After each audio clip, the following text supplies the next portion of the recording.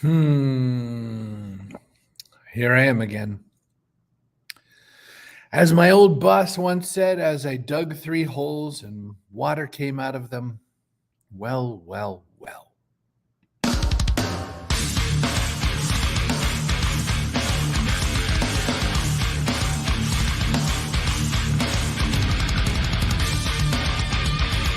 Backpack Show. Welcome to the Backpack Show. I'm Chris Brogan. Your co-host, Kerry Gorgon, is not going to make it to the show today. She is traveling, but you can deal with me. I think I put that the theme of this one was let's talk future tech. I don't have a real theme. I'm just me. Look at who's come to see it. That is my wonderful, wonderful mother, the woman who gave birth to me, Diane Brogan. Steve Brogan, he had a part in that as well. Chloe Forbes Kinlan on location, and possibly, who knows? How's everybody? Welcome to the Backpack Show. I have a few things to talk about today. We can talk some future tech. I do have a couple things to show you in that regards. Let me just see how I do it presenting while I'm all by myself here. I could fail. You never know. Do you guys see this one? Let me show you. Watch this. Everybody's so concerned about if the Stanley spills. So what happened is this lady's car burned. She had a big car fire on the road, but her Stanley insulated mug survived. So I thought that was kind of crazy. But there's another new part to this whole story. That Stanley mug, her whole car burned down. The Stanley mug survived. She showed it. And of course, Stanley was like, oh my God, oh my God, oh my God. So they're going to buy her brand new car. So that just goes to show you, if you want to really help out some other company and advertise, you just have to keep your mug in good shape when your car burns down. We all know I'm a Yeti guy, so I guess I'm not going to get any free mugs from the people at Stanley. Hey, Carol, good to see you. It says that I am on your walk today. Well, good. I think a walk is a great way to burn off some calories and have some fun. Get out there and get the air. I think it's an incredible advertising response. Hi, Annette. How are you? Are you still out in the California sun? Good to see you. And hello, Leslie. Always happy to see you. It's actually almost kind of unseasonably warm outdoors here in the Boston area. It's 57 degrees. It was almost colder when I was just down in Atlanta. So anyway, some technology stuff, but I did also want to talk to you about a few other things. One is that Kerry and I are getting ready to start planning what we want to do. Hello, LinkedIn user who didn't give the system permission, so I have no idea who you are. But my face is happy to see you. Plus, God is here. So evidently I'm going to glow from within. We're getting ready to plan 2024. And you may or may not know this, but I have this thing where I tend to blow up projects of my own after like 100 episodes. I've done multitudes of podcasts in which when I hit around 100 episodes, I go, and I stop and drop. I don't care. Like, I have no interest in being like shows that are like, man, we went to 4,000 episodes. I don't care. Like, you don't get a prize for that. Hi, Catherine Morgan. Also great to see you. I don't care. So I drop shows all the time. And if you remember the start of this show, it was just me wandering around my kitchen doing things. Like, I showed us how to make a pork roast because I learned it for myself in one of those Instapots. And then I turned into a version of the show called Ketchup. And then I did the Backpack Show solo with Kerry in the comments. And then I convinced her to, she didn't know that's what I was going to do, but I convinced her to be my co-host. And I said, this is just crazy. So, and she became my co-host. We started the show. We were doing every single weekday because it was pandemic and I didn't have a lot going on in my life. We did 2 guests an episode. That was 10 guests a week. It was crazy. Now we do guests we only do the show on Fridays. We moved it to 11 a.m. Eastern because I kept getting bumped by a couple work things. And we do guests. Sometimes we do guests, not sometimes. So it doesn't really matter. But I was thinking about, if I keep this show alive, if Kerry and I keep going on this show, what do we want to do with it? What's worked? What hasn't worked? What's exciting? Boy, I really wish I had more of this, because I'm making it for you. I'm not making it for me. I'm good. I don't have to make a show like this. I know what I sound like. I talk to myself. I'm getting ready to release 2 audio podcasts, one for work called Chief, which will, of course, be my views as a chief of staff, but actually I'll be interviewing a lot of other people with a C-level title, chief executive officer, chief financial officer from companies all around the world. I will do a show called Chief. I am also launching, just for my own fun and entertainment, so that I don't keep a only work presence. I'm going to do an audio podcast called Brogan in Your Ear. Which will be sort of a mix of motivation, career guidance, leadership, self-development, that kind of a thing. So Brogan in your ear. But then that brings me back to the backpack show. What the heck are we going to do? What are Kerry and I going to focus on? How are we going to make something that's of value and of interest to you? I mean, for instance, we've got to do, we got to report on very important facts, like the fact that there are evidently a lot more black squirrels in Montreal than there used to be. Or that, Annette had a really good time in London and hung out with Tamsin and everybody. You're so great. So I don't know. What do we need the backpack show to be? It's fun to hang out. Don't get me wrong. But I think that I want to make something of value. I want to make something that's worth it. And I've got a lot of opportunities to do that. I mean, we have guests, we have sponsors, we have interesting connections. I'm of a mind where I'm going to do a couple of projects with my pal Angel and maybe some very unique brands, kind of like when I randomly did the Johnsonville Bratwurst connection, only in a whole different direction. So that could be a lot of fun. And that's opinion on this, by the way, for the show is to keep, laughter, learning, you and Kerry, smart dialogue, interesting people. So, I mean, keep it the show the way it is what you're saying. Carol asked the question, why podcasts and why not video shows? I mean, that's what I'm saying is I'm going to do these other two shows as a podcast. Chief will probably be a video show. I use the word podcast to mean anything because it just really means, I mean, it's a broken word, right? It's like calling our device a telephone. That's the last thing it is a telephone more than many of the other things that it does. One of the least used apps on that device is the phone app. But that's what we still call it because mobile or cell phone or whatever, none of it's really stuck. So I don't know. Brogan in Your Ear will be an audio podcast because there's a lot of people who wander around with AirPods or earbuds and things like that. And I thought it'd be kind of fun to have one where you don't have to be 100% distracted. But like if you're out walking your dog or something like that, you could keep Brogan in your ear, or you could listen to it at your desk without bothering the people at work around you and that sort of a thing. So that's kind of what's on my mind. And so that's how those are going to go. But then it's just sort of a question of what we want this show to be. And your answer is more of the same, which is kind of like the Henry Ford quote. Like if you asked customers what they want, they would have said a faster horse. But I can make some stuff up. Hi, Laura. Good to see you. Always happy to keep my face here. Or watching TV when we are streaming. Yeah. I mean, there are people sometimes who have multiple devices going at the same time, and that's a thing as well. So I did have a few other tech stories. This one I found kind of interesting, and it was really germane to an offsite I went to in which we were talking about AI with the marketing part of my company. And we were saying that, there's just going to be more and more AI use. How many people are using AI in some way right now? And the hands were not as ubiquitous as you would think, but they had at least kind of heard about it and stuff. Well, 1 in 5 teenagers are now using ChatGPT for help with their schoolwork. 1 in 5. So it is inevitable that we're going to build a world like this.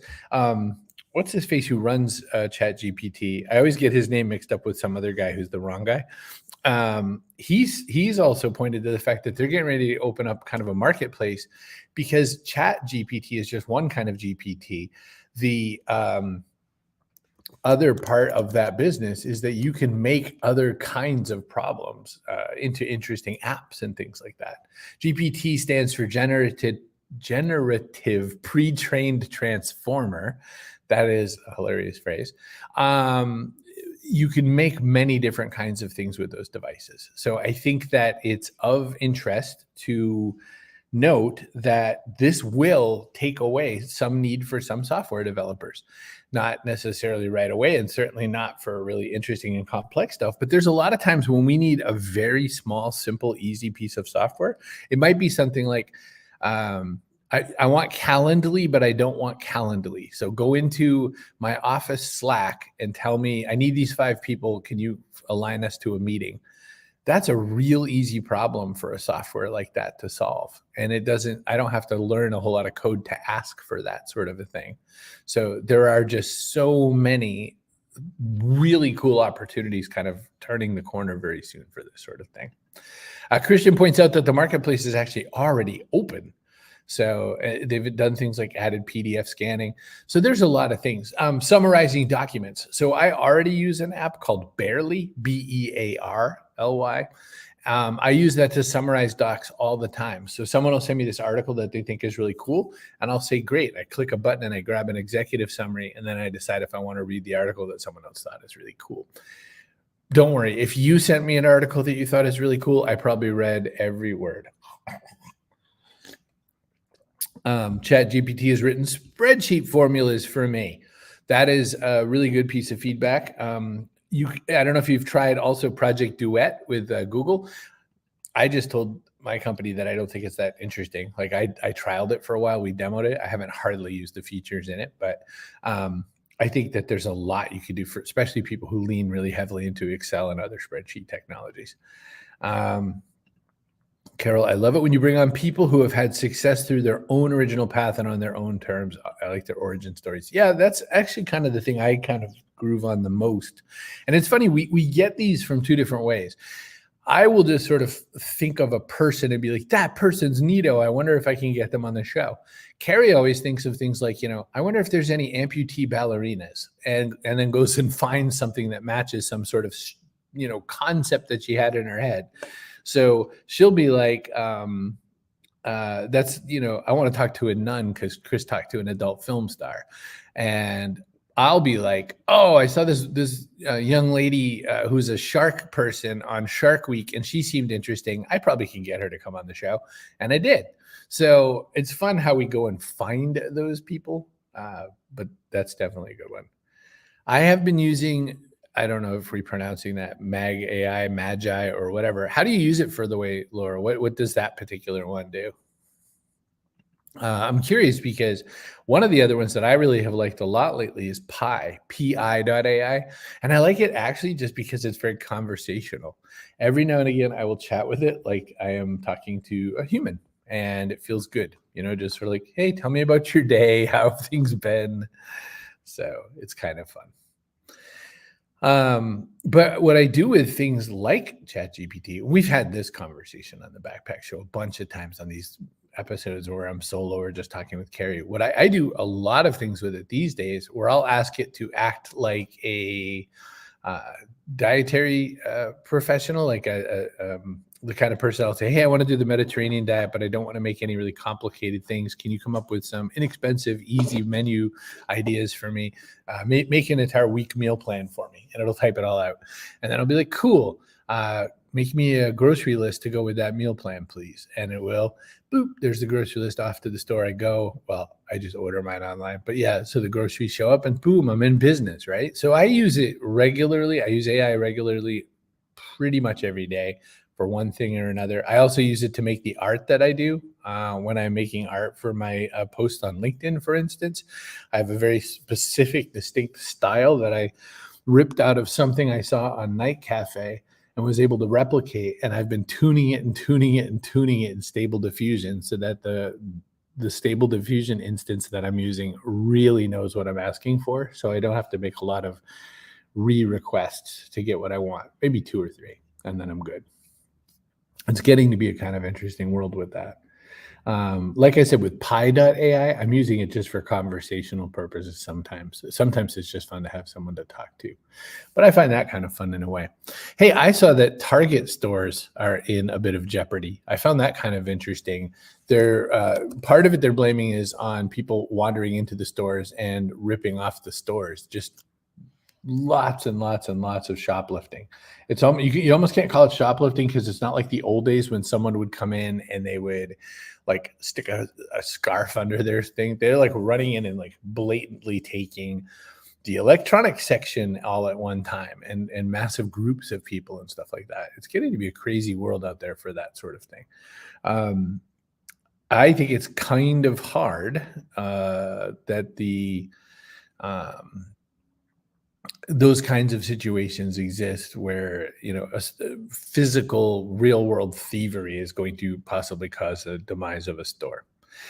So back to GPT and stuff like that. Carol is saying, Laura, GPT will actually write you macros in VBA for Excel, Visual Basic something or other. And also, what have I discovered from the latest GPT version? I'm not using it. I'm using, I think, still 3.5, but I'm getting ready to get into that other stuff. So Magi, however we're going to pronounce it, has ChatGPT, Claude plus more, and a few image generators. Oh, so it's all like a bunching of a bunch of things. I can create brands, chat folders, and custom personas. I'm using it for brainstorming and organizing content and marketing ideas. Ooh, I like that. That's kind of neato. Well, that's interesting. Yeah, I know that the general population is still kind of on the left side of the gee whiz part of things with these technologies, but I think once we use it, I started to back away from talking extensively about this technology because in a lot of ways, I think it's a lot like, it's Magi, magic users and stuff. I started saying that ChatGPT is sort of like glass on a phone. It's not interesting to have glass on a phone anymore. That's how all our phones are, but it'll be everywhere for everything. And I think especially too, if you ever really think about usability of a website or something like that, if you ever think of like, oh, where's that button that does that thing? I will tell you that it is astounding to me that we don't use a lot more non-standardized look and feel of sites. Like I think after a while, LinkedIn would be smart to know that I very often only want to write a post and I want to write for my little newsletter on there. I think LinkedIn would be so smart to show me none of the other buttons except for the ones it knows that I want to use until I click something that says, no, never mind, I want to go looking and exploring. And so it's interesting that we haven't gotten to sort of adaptive use of devices, adaptive, intelligent-based, situational use awareness. And when I see it show up in other apps, that's fascinating to me. I mean, I love when I have an iPhone for work. I'm an Android guy, but I have an iPhone for work. And when I'm traveling, I use Google Wallet to store my airline tickets. So I will go on here, I'll click this and it'll give me my ticket. I love that when I'm getting ready to go to the airport, even as I'm on my lock screen, my phone says, you probably just want your ticket. So I can just click that and it'll put it to the ticket because it knows that's the most important thing I'm doing at that moment because I'm probably en route to the airport. I love moments like that. I love things where proximal information is useful or when your device just knows that you're in a situation. I forget what I was doing on the plane and one of my apps on an Apple product said, well, you're flying right now, so you probably don't want to do X. And I was just like, oh my gosh, this is amazing. Because I didn't tell that particular app I was flying. It just knew I was in airplane mode. So lots of new features in the latest ChatGPT. It can surf the web. It can read stuff that's uploaded. You could create your own micro. Yeah, so that's the thing I was talking about a little bit earlier is that with now the marketplace being open and with the fact that you can kind of make any GPT, there is going to be a space where we suddenly can do some really fast and furious, interesting things. Account management type things, business. Think of any time there's business people who aren't devs and who just need a certain business function codified by a certain application.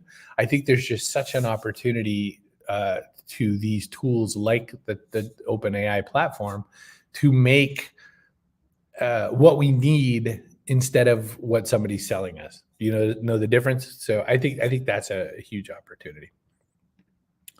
Laura says, I run a web workshop showing coaches how to create 30 days of evergreen social content using chat and graphics in Canva. That's actually pretty cool. The real world use is sexier than AI itself to me. Yeah, so exactly. The implementation of it becomes the part that we find kind of cool. Yes. So I think that feedback basically said, hey, keep doing the show the way you're doing it. Find interesting people. So cool. That's good. I'll let you know what Kerry and I come up with when we do our brainstorm. And Christian says, this reminds me of the early WordPress plugin days, but more self-sufficient. Absolutely, because with WordPress plugin days, you still need a dev and a couple of design people and someone who's like a smart database person or whatever. So I think that's great. This is interesting. My dad says my car's Garmin learns when I have repetitive trips and will suggest those to me. Yeah, Lyft, the app that I use to call ride sharing, does some of that too. It's like, well, you were just at the Four Seasons for a minute. Do you want to take another lift back to the Four Seasons, like in the same few days' time? And then after that, it won't want to offer that to me because it knows that I already went to the airport. I love when knowledge gets pulled into software so that we can do some good stuff. Laura reports on the Gregs. She says that Greg Jameson and Greg Howe have been creating custom chat programs to fill business needs. There's so many possibilities. We're definitely at the beginning. I think that's true as well. So I am going to just do a couple of my official things. Oh, and here's our person of the day. Kaboom! It's all of you because you're all saying wonderful things, and I don't want to pick a person today who gives a rat's ass. Hey, we're sponsored by StreamYard. You can make a show like this. Probably you can do it even better than me. cbrogan.net/StreamYard. There we go. I did all the official things I had to do. Yeah, that seems like a show. What do you think? Seems like a show? Grammy?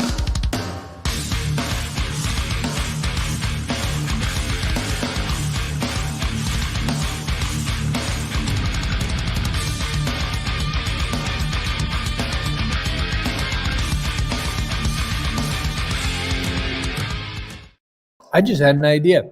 I need to make new end cards for the end of the show.